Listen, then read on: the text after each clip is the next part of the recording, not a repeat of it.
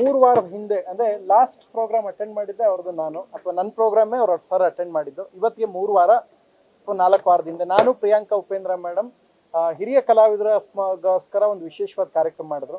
ಅಲ್ಲಿ ಒಂದೇ ಒಂದು ಬಹಳ ಅದ್ಭುತವಾದ ಮಾತು ಹೇಳಿದ್ದು, ನಂಗೆ ಇದುವರೆಗೆ ಯಾರೂ ಹೇಳೇ ಇಲ್ಲ. ಸರ್ ನೆಕ್ಸ್ಟ್ ಯಾವ್ದಾದ್ರು ಕಾರ್ಯಕ್ರಮದಲ್ಲಿ ಡೈಲಾಗ್ ಬಳಸ್ತೀನಿ ಸರ್ ಅಂತ ಹೇಳಿದ್ದೆ. ಪ್ರಥಮ ಕೇಳಿಸ್ಕೊಳ್ಳಿ, ನಮ್ಮ ಹತ್ರ ಆಗ ಸಬ್ಜೆಕ್ಟ್ ಇರ್ತಿತ್ತು, ಬಜೆಟ್ ಇರ್ತಿಲ್ಲ. ಈಗ ನಿಮ್ಮ ಹತ್ರ ಬಜೆಟ್ ಇದೆ, ಸಬ್ಜೆಕ್ಟ್ ಇರಲ್ಲ ಪ್ರಥಮ್ ಅಂತ ಹೇಳಿದ್ರು. ಇವತ್ತಿಗೂ ನನ್ನ ಮನಸ್ಸಲ್ಲಿ ಅದು ಇನ್ನೂ ಕಾಡ್ತಾ ಇದೆ.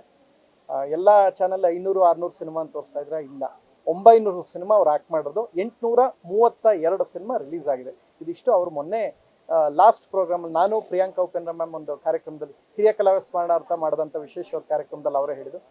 832 ಸಿನಿಮಾ ಅವ್ರದ್ದು ರಿಲೀಸ್ ಆಗಿರೋದು. ಟೋಟಲ್ ಆ್ಯಕ್ಟ್ ಮಾಡೋದು 900 ಚಿಲ್ಲರೆ, 905 ಹೆಚ್ಚು ಕಡಿಮೆ. ರೀಸೆಂಟಾಗಿ ಒಂದು ಕೂಡ ಆ್ಯಕ್ಟ್ ಮಾಡಿದ್ದಾರೆ.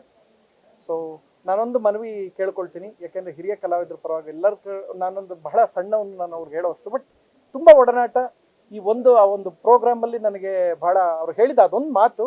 ಅವರ ಎಷ್ಟು ಈಗ ಕಲಾವಿದರೆಲ್ಲ ಒಂದೊಂದು ಪಾರ್ಟಿಲಿ ಬಹಳ ಸಾಮಾನ್ಯ ಗುರ್ಸ್ಕೊಳ್ತಾರೆ. ಒಂದು ಕಲಾವಿದರು ಈ ಪಾರ್ಟಿಲಿ ಯಾವುದೇ ರಾಜಕೀಯ ನೆರಳಿಲ್ಲದೆ ಬಹಳ ಪ್ರಾಮಾಣಿಕವಾಗಿ ಕಲಾ ಸೇವೆ ಮಾಡ್ಕೊಂಡ್ಬಂದಿದ್ದಾರೆ. ನಾನು ಒಂದೇ ಒಂದು ಮಾತು ಈ ಸಮಯದಲ್ಲಿ ಸರ್ಕಾರನ ಮತ್ತು ಕಲ್ಚರಲ್ ಡಿಪಾರ್ಟ್ಮೆಂಟ್ ಮತ್ತು ಸಾಂಸ್ಕೃತಿಕ ಇಲಾಖೆ, ಶಿವರಾಜ್ ತಂಗಡಗಿ ಅವ್ರನ್ನ, ಸಿದ್ದರಾಮಯ್ಯ ಸರ್ನ ಒಂದು ರಿಕ್ವೆಸ್ಟ್ ನಾನು ಮಾಡ್ಕೊಳ್ತೀನಿ.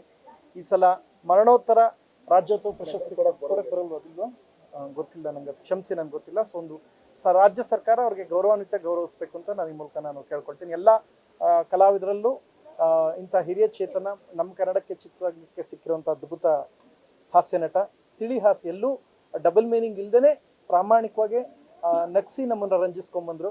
ಸೊ ಜನಾರ್ದನ್ ಸರ್ ಆತ್ಮಕ್ಕೆ ಈಶ್ವರ ಮುಕ್ತಿ ನೀಡಲಿ ಅಂತ ನಾನು ಪ್ರಾರ್ಥಿಸ್ತೀನಿ. ಎಲ್ಲರಲ್ಲೂ ಅಷ್ಟೇ ಅವರ ಅಭಿಮಾನಿಗಳಲ್ಲಿ, ಯಾಕೆಂದರೆ ಅವರೆಲ್ಲ ಅಭಿಮಾನಿಗಳಲ್ಲೂ ಅವರ ನೋವನ್ನು, ಅವ್ರ ಅಗಲಿಕೆಯ ನೋವನ್ನು ತಡ್ಕೊಳ್ಳೋ ಸ್ಥೈರ್ಯ, ಶಕ್ತಿ ಈಶ್ವರ ಆ ಕುಟುಂಬಕ್ಕೆ ನೀಡಲಿ ಅಂತ ನಾನು ಈ ಮೂಲಕ ನಾನು ಪ್ರಾರ್ಥಿಸ್ತೀನಿ.